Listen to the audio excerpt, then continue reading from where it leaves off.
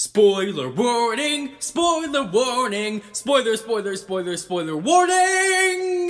Welcome back everyone, and it's time to go balls deep. And I know you're probably thinking, looking at that title, oh my god, boy, what kind of shit is he smoking, fam? Let me get some of that shit for myself. That shit good. But on a serious note, this is a theory that some of you have messaged me on social media to examine on Twitter and Instagram. It was originally created by users from Reddit named Syntacle and totally respectable guy, and I guess I'll add more of my own analysis with my balls deep prediction quirk, of course, on whether or not it seems plausible. Now, to be honest with you, it literally blew my mind when I came across it at first, and I was looking through the pages like saying, holy shit, what a bumbleclap! I need to calm down.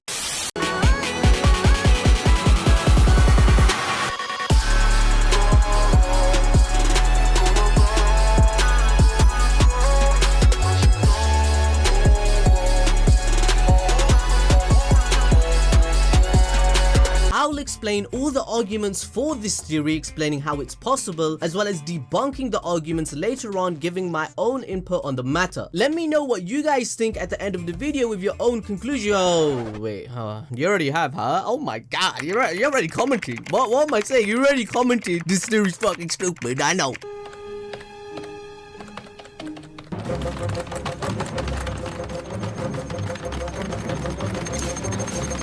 The theory goes something like this. Bakugo was sent back in time with Eri's awakened quirk to inform the first one-for-all user to pass on the power to the next generation and create a paradox for Deku to become the first one-for-all user that saves the world against Shigaraki and All For One by mastering all the quirks. Deku is the first to manifest all the quirks and gain the power of the vestiges that are watching through him, thus having 6 quirks at once. The theory creates a scenario that the heroes in the future are losing the war against the liberation army that Shigaraki has created. They realize sending Bakugo to the past is one of the only solutions for peace. Bakugo is chosen due to his connection with Deku and part of his redemption arc. Now I know you're probably listening to this thinking something along the lines of this.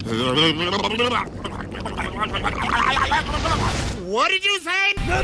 But the arguments for this theory saying that it's plausible starts with the other users of One For All that were revealed to us in many different chapters. One of them being chapter 257, where All Might reveals that the second and third users are still a mystery regarding their identities and quirks. In the other chapters such as 193 and 194, we clearly see the silhouette of these two unknown users, one of which being strikingly similar to Bakugo. The person even has the same grenade gauntlets just like him, which is quite specific for Horikoshi to design this. So I mean, we can argue that the hairstyle is common, but the grenade attachment Bakugo uses is way too similar to this mystery man. We know Bakugo got this attachment made from a support company, the same one as Uraraka used that designed their outfits revealed in chapter 114. So how does the man in the silhouette have the same designed gauntlet? Another question I'd like to bring forward is how can the second and third identities still be a mystery when Deku clearly saw the first quirk user explain the history of the quirk? How does that even make sense, right? Chapter 193, Deku sees the memories of the first user of how he fought his own brother All For One. The first user in chapter 193 says to Deku that I wanted to show you more. You're only at 20%. Be careful, for we have already passed the singularity. This basically confirms and connects to the doctor's theory regarding quirks being too powerful for the body, as One For All destroys the person that uses it, and Deku being the 9th user is way too much for him. One For All has been bestowed to 9 different hosts in total, because One For All can be transferred willingly. It's presumed that each wielder had some sort of personal connection with at least the corresponding predecessor and successor. Every host was entrusted not only with the quirk, but also with the duty of using it to stop the evil of All For One. All For One, by my basic calculations of how old he is at the moment, he is definitely older than 120 years old, maybe the 150-year-old range. That's why his doctor gave him a regeneration quirk that helps him and stops him from aging. So we have to use our big brain at the minute with our balls deep prediction quirk. How are the second and third users a mystery when the heroes have to be registered to the hero database and registry? Their quirks should be well known, right? However, All Might can't find this information in chapter 257. Not only this, but Bakugo going back in time time and revealing who he is would basically break the space-time continuum and everything would be cancelled out, because Deku would then know that Bakugo went back in time to save the world before this stuff is supposed to happen in Midoriya's timeline. Now I know this all sounds dumb as shit, but hear me out. Sending Bakugo to the past is one of the only solutions for peace. Basically break the space-time continuum and everything would be cancelled out.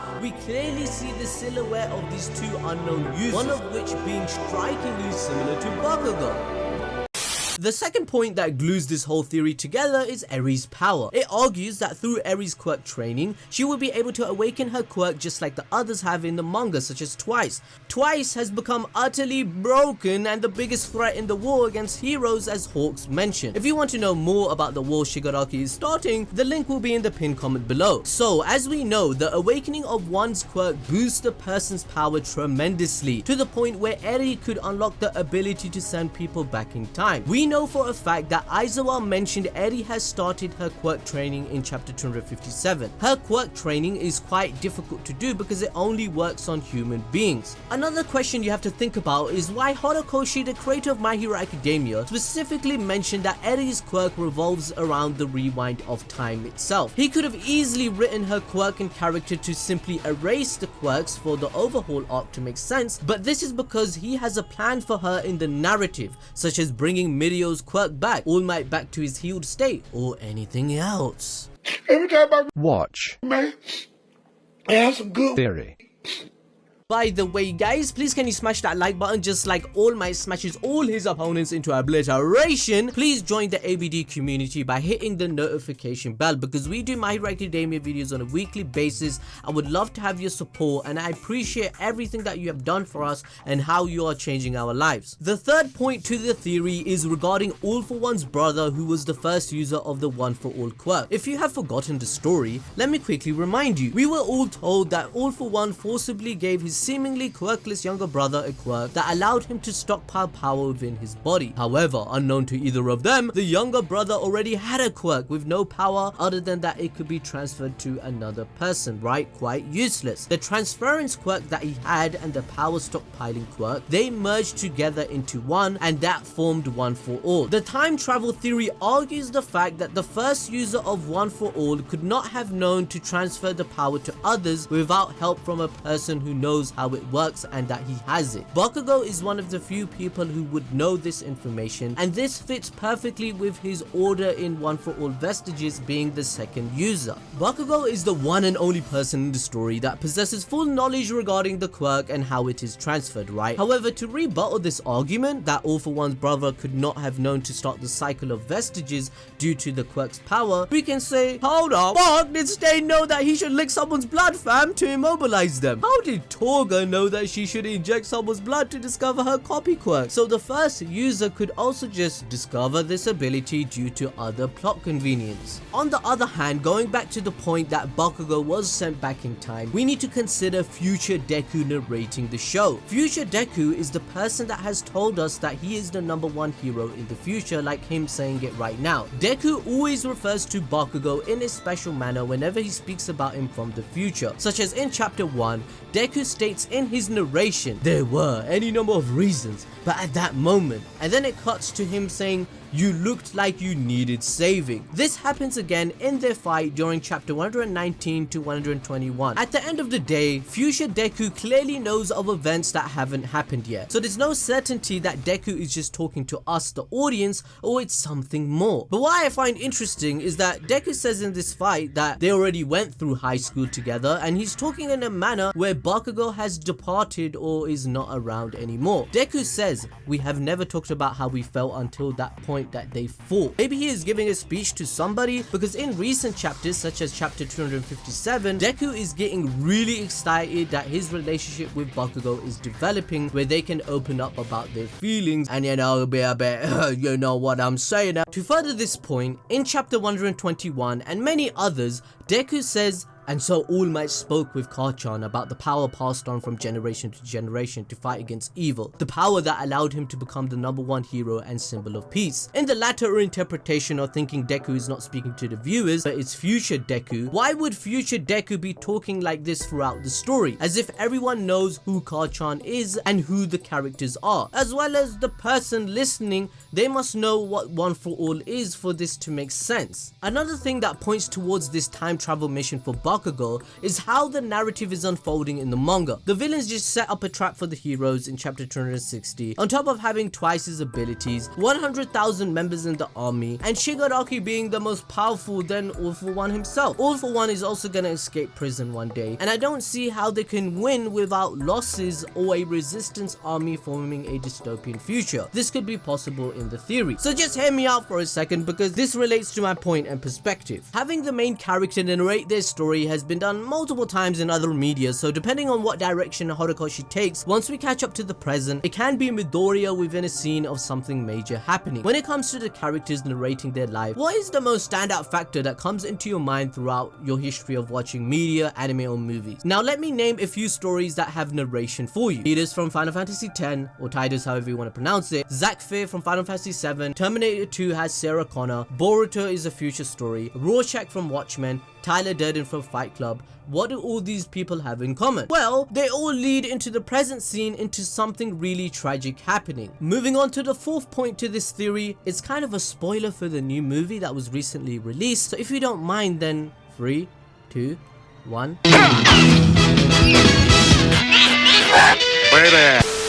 Apparently, Bakugo uses One for All in the recent movie by Deku giving it to him for a moment, and Horikoshi in the movie pamphlets states that although Bakugo and Deku's team up is big, something even crazier than them teaming up and using One for All together will occur in the manga. And I guess I'll use my big brain time and say it's time travel, fam.